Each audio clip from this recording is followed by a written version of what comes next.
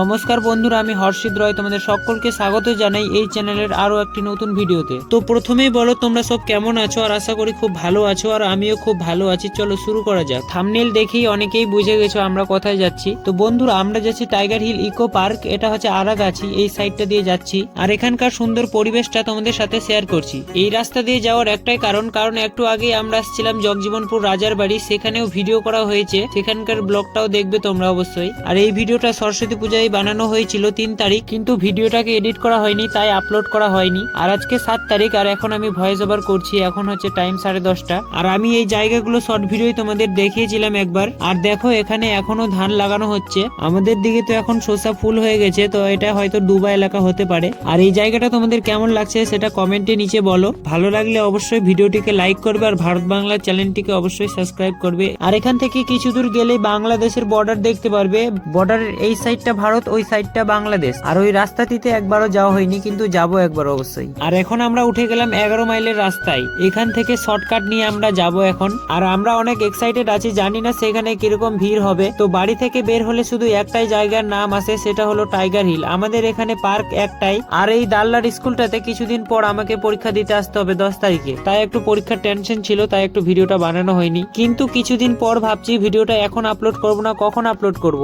আর দেখো তোমাদের সাথে কথা বলতে বলতে চলে আসলাম টাইগার হিল। আর যখন আমরা গেট দিয়ে প্রবেশ করি তখন প্রায় 12টা বেজে গেছিল। আর দেখো উপরে বড় করে লেখা আছে টাইগার হিল ইকো পার্ক, আর সাথে ছবিগুলোও দেওয়া আছে। এর ভিতরে প্রবেশ করলে তোমরা কি কি দেখতে পারবে। কয়েকটা জিনিসের ছবি ছিল না, আমি তোমাদেরকে বলে দেই। ওই ছাতার পাহাড়গুলো আর নতুন নতুন ম্যাডাম গুলো যারা এখানে ঘুরতে আসে। তো বন্ধুরা একটু মজা করছিলাম। আর এখানে যখন আমি সাইকেল নিয়ে আসি তখন তো ব্রেক মারাই মুশকিল হয়ে গেছিল, এতটা ঢালু জায়গা রয়েছে। আর কিছুদিন পর টাইগার হিল একটা সুপারস্টার জায়গা হয়ে যাবে, কারণ এত লোক ভিডিও করছে।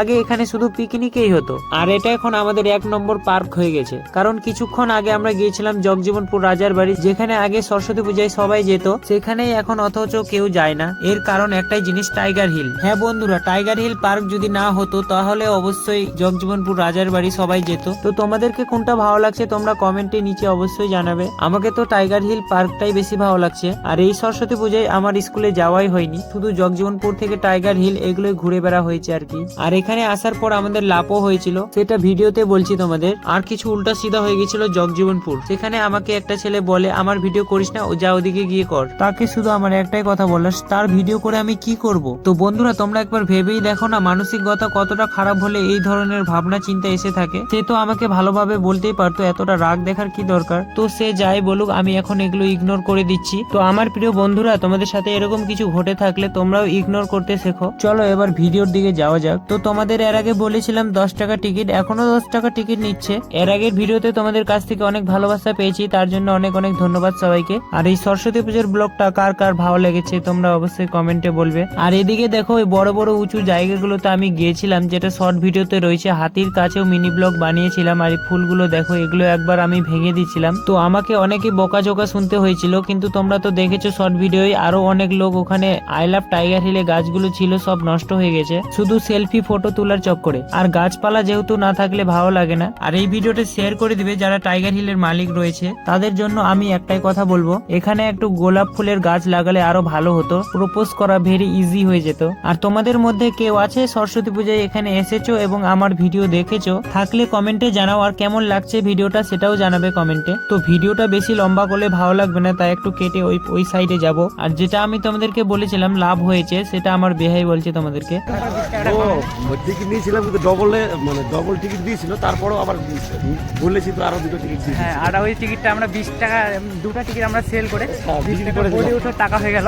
আর এখানকার মধ্যে আমাদের এই বোর্ডটাতে ওঠার কথা ছিল, দেখো বেহাই কি বলছে। সে আমাকে বললো ওটাতে উঠবে বলে, কিন্তু আমাদের উঠা হয়নি। তখন সেখানে কেউ ছিল না, আর 20 টাকা করে লেখা ছিল ওখানে। আমি একবার জিজ্ঞেস করতাম 10 টাকা হলে উঠতাম, নইলে উঠতাম না। যেহেতু আমরা শিব পূজার সময় মানিকচকে যাই জল আনতে, তখন তো বালু চড়ে নিয়ে যাওয়া হয়, তাতে 20 টাকা চার্জ নেওয়া হয়, সেটাও আবার 1 থেকে 1.5 কিলোমিটার দূর হবে। আর এটা তো আমাকে নিজেই পা দিয়ে খাটতে হবে। আর এখন আমরা পূর্ব দিকের সাইডে রয়েছি, আর ওই পার হয়তো আরো বানানো হবে। দেখো ওই পার ঘিরানো রয়েছে, সাথে একটা গেটও আছে। আর আমি বলছিলাম না, জগজীবনপুরের থেকে এখানে বেশি ভিড় হবে টাইগার হিলে, যেহেতু এটা নতুন পার্ক। এর আগের ভিডিওতে তোমরা তো অবশ্যই দেখেছো, আর আমি ভালো করে দেখালাম না। এর আগের ভিডিওতে তোমাদের তো দেখেছিলাম এখানে কি কি রয়েছে, তাই ব্লগটা এখানেই শেষ করলাম। আগামী দিনে ভালো থাকবে, সুস্থ থাকবে, এবং জয় হিন্দ ভারত বাংলা। আর সাবস্ক্রাইব সাবস্ক্রাইব করে দেবে। আর এখন আমার এডিট করতে করতে ভিডিওটা ঘুম চলে আসছে। তো বাই বাই, মিনি ব্লগে দেখা হচ্ছে আবার।